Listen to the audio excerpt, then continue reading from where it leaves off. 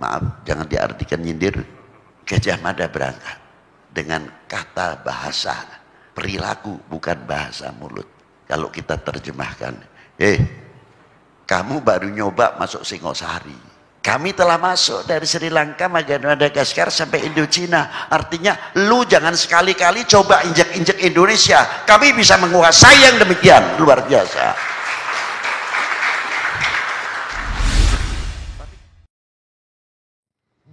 Assalamualaikum warahmatullahi wabarakatuh. Waalaikumsalam. Selamat siang, salam sejahtera untuk kita semuanya. Selaku insan yang bertuhan, selalu tidak akan melepaskan puji dan syukur kehadirat Tuhan Yang Maha Esa atas segala rahmat yang diberikan kepada kami, kita semuanya. Selawat salam teruntuk manusia tersanjung, manusia pilihan, baginda Nabi besar Muhammad sallallahu alaihi wasallam, serta para nabi dan para rasul, para pendahulu, tidak terlepas kepada para sahabatnya, keluarganya. Amma ba'du, yang saya hormati para sesepuh, bini sepuh, para alim ulama, para tokoh agama yang selalu saya banggakan, dan yang saya hormati Bapak Kapolda, Bapak Fadil,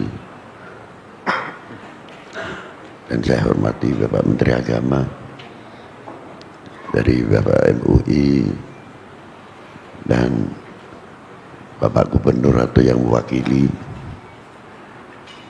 dan putra sahabat kami Mbak Yeni, Mbak Lisa, dan para hadirin yang tidak bisa saya sebutkan satu persatu. Maaf, tidak berarti kita mengurangi hormat takdim kita kepada para beliau. Pada siang hari ini menjadikan satu kebanggaan dan yang luar biasa untuk kita semuanya, di mana letak kebanggaan mestinya menjadi toladan untuk wilayah per wilayah mampu mengadakan kebinekaan seperti hari ini. Tidak harus Kapolda atau Kodam kemarin, mestinya harus tumbuh, akan memberikan satu pencerahan di mana setiap Kapolres yang ada di Jawa, Sumatera, dan lainnya khususnya memberikan satu mercusuar, dipandang dari beberapa sudut. Tadi sudah diterangkan dari sisi agama oleh Bapak Marsudiso dan oleh Bapak Menteri Agama kita. Tapi sedikit saya juga mempelajari, hanya sebagai menyempurnakan atau bukan meluruskan, menyempurnakan. Mengapa sekarang ini nasionalisme kok merosot? Mau diakui atau tidak? Merasa memiliki handarbeni kepada republik ini yang di backup, yang dibentengi oleh kekuatan agama masing-masing sebagai benteng-benteng yang kokoh. Apakah tidak mengkhawatirkan apa selaku bangsa kalau sudah melentur merosot, merasa handarbeni memiliki kepada republik ini? Dan sejarah-sejarah perjuangan, sejarah peleluhur, sejarah pendiri bangsa ini, saya terkadang bertanya kemana beliau-beliau itu.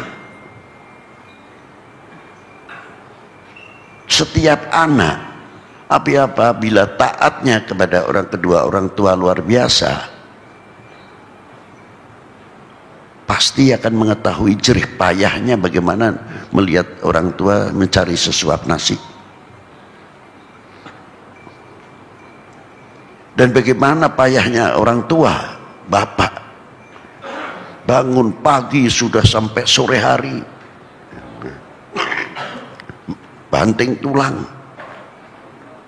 Untuk siapa? Untuk regenerasinya. Walaupun yang paling barat seperti apa dalam ekonominya, tidak akan mengharapkan anaknya seperti dirinya.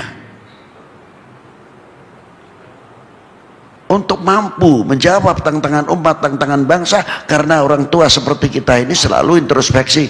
Iya, zamanku itu payah. Ojo sampai, jangan sampai ini anak-anak kita nurun kepada kita di zaman yang sama. Insya Allah anak-anak kita semuanya akan menyadari perjuangan orang tua. Tapi kalau sudah tidak mengetahui perjuangan orang tua, taunya rumah mentereng, sudah ada kendaraan dan lain sebagainya, ya kita tuh terkadang bingung sendiri. Bagaimana bangsa ini? Bagaimana republik ini yang saya tanyakan? Apa sekonyong-konyong merah putih itu hanya berkibar kehendak sendiri saja? Satu butir nasi saja yang andil itu bukan satu tangan. Guru saya itu kalau mau makan pakaiannya rapi,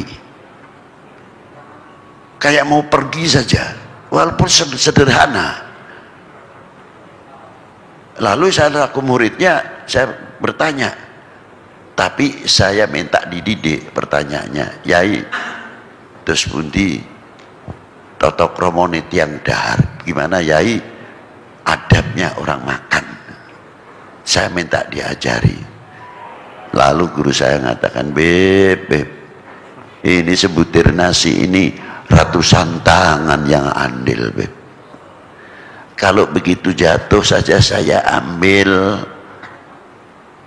karena saya tidak mampu menciptakan setengah butir nasi saja, tidak mampu, apalagi satu butir. Jadi saya berpakaian begini ini hormat kepada si pemberi rezeki, itu hebatnya.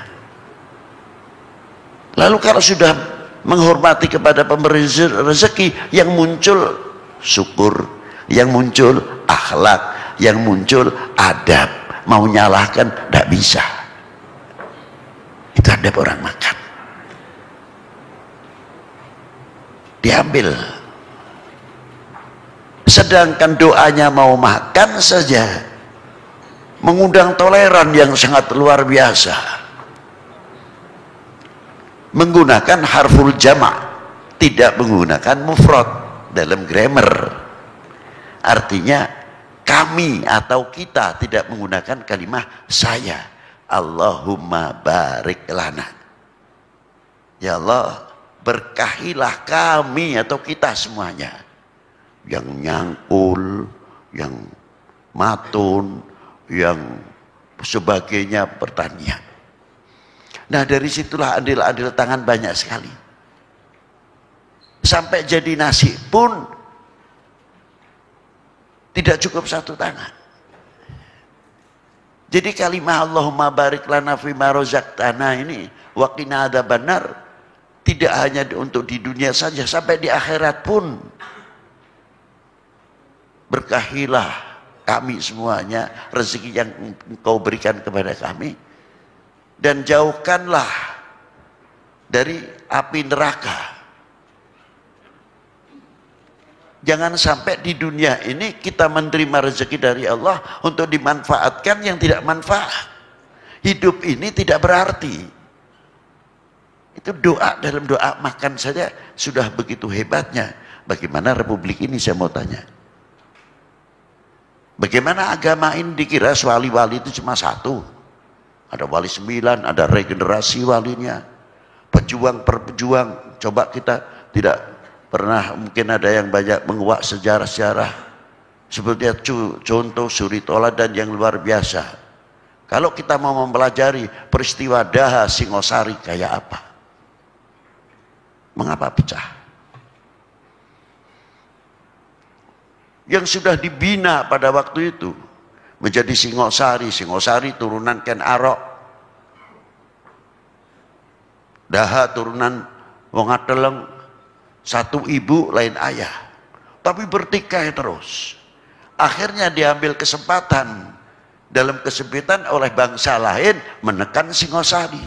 Terpaksa dituruti oleh Singosari, tapi dengan syarat pukul dulu daha. Tidak tahu disapu lidi dari belakang oleh Singosari. Ini diambil pelajaran yang paling termahal oleh Gajah Mada pada waktu itu. Apa diantaranya? Sumpah Palapa. Menguasai dari Madagaskar, Sri Lanka sampai Indochina.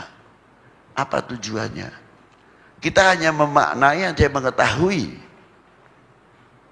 bahwa itulah hebat Gajah Mada. Tapi saya artinya lain. Karena Gajah Mada mempunyai satu sejarah yang luar biasa. Bagaimana pada waktu Singosari diancam oleh luar pada waktu itu. Maaf, jangan diartikan nyindir. Gajah Mada berangkat dengan kata bahasa perilaku, bukan bahasa mulut. Kalau kita terjemahkan, kamu baru nyoba masuk Singosari. Kami telah masuk dari Sri Lanka, Madagaskar sampai Indochina. Artinya, lu jangan sekali-kali coba injak-injak Indonesia. Kami bisa menguasai yang demikian. Luar biasa. Tapi kemana sekarang ini? Kita gembar-gembor kemana sekarang ini? Kalau kita kuat luar biasa. Wah. Ini benteng yang luar biasa untuk kita semuanya dalam mengganjal segala bentuk yang tidak kita inginkan, tapi bukan kekerasan, tapi ketauladanan yang akan kita pasangkan. Saya kagum terhadap Kanjeng Sunan Kudus. Apa diantaranya? Pada suatu ketika, kalau Idul Adha ini biasanya kita saudara muslim tidak terlepas yang mampu memotong sapi-sapi, kerbau-kerbau, kambing-kambing yang di Timur Tengah unta. Tapi Kanjeng Sunan Kudus di Kudus berhadapan dengan yang lain. Yang harus kita junjung, harus kita hormati. Sapi ini menjadi hajawan yang diistimewakan. Tapi Kanjeng Sunan Kudus hebat. Pidato di Langgar Dalam melarang memotong sapi. Jangan sampai menyentuh, melukai orang lain. Dari situlah Pangeran Poncowati menyerahkan keraton Poncowati yang di Kudus kepada Kanjeng Sunan Kudus. Kerajaannya diserahkan. Kalau saya mungkin, ya otomatis siapa orang yang ingin duduk di kursi, tidak ingin duduk di kursi. Tapi apa yang terjadi? Karena Sunan Kudus tahu Demak ada Sultan Abdul Fattah, ada Sultan Trenggono setelah itu. Kami tidak mau berdiri negara dalam negara. Maka bijaksananya Kanjeng Sunan Kudus, kerajaan itu dijadikan masjid Menara Kudus oleh Kanjeng Sunan Kudus. Luar biasa. Ini ketauladanan. Terakhir, saya terkadang kalau ditanya, Beb, apa sih istimewanya ziarah Wali Sembilan? Apa karomahnya, apa barokahnya? Terlalu tinggilah. Terlalu tinggi. Cuma saya kagum, kalau saya ziarah Wali Sembilan, modal utamanya adalah malu. Loh gimana malu, Beb? Ya bagaimana tidak? Wali Sembilan itu sampai sekarang dari mulai Jawa Timur ke Banten khususnya sudah meninggal 400 tahun yang lalu bahkan lebih, masih mampu membuat ekonomi kerakyatan. Setiap Wali Sembilan itu kuburannya mesti rame. Saya tidak mau iktikad hatinya orang syirik atau tidak, itu bukan urusan saya. Tapi realiti yang ada di situ semuanya ada pasar. Jadi saya kaget. Lalu jeruk kubur saya bisa membuat ekonomi kerakyatan. Lalu kita ini yang hidup ini bisa apa? karo corona wedi ya. Nah ini ya maaf saja. Satu itu. Apalagi di Syarif Hidayatullah itu kalau saya ziarah ke sana, saya malu betul. Sebagian punya non muslim, sebagian muslim. Sedangkan yang di dalam dunia muslim itu sendiri ada yang zikirnya keras, ada yang lamban, ada yang berat. Illallah, la ilaha illallah, ada illallah, la ilaha illallah. Ada lagi yang ngebut illallah, la ilaha illallah. Tidak ada yang bertikai, ini ada. Lu cepat-cepat bener sih kata yang cepat. Kalau nggak cepat saya nggak dapat banyak di zikirnya. Yang satu zikirnya keras lagi, berat. Illallah, la ilaha illallah. Jangan berat, dada saya sesak nih lihat kamu itu. Tidak ada, normal saja jalan, saling menghargai, saling menghormati. Yang non muslim, saudara kita sebangsa setanah air, yang pakai lilin, yang pakai kemenyan besar, yang apa di sebelah itu sebelah Syarif Hidayatullah Gunung Jati, yang nggak ribut sama kita bersama. Jadi saya pikir hebat Maulana Syarif Hidayatullah, sudah meninggal sekian ratus tahun masih bisa mempersatukan umat. Itu kagetnya saya. Ya selanjutnya mestinya harus kita tiru. Dan selanjutnya wassalamualaikum warahmatullahi wabarakatuh.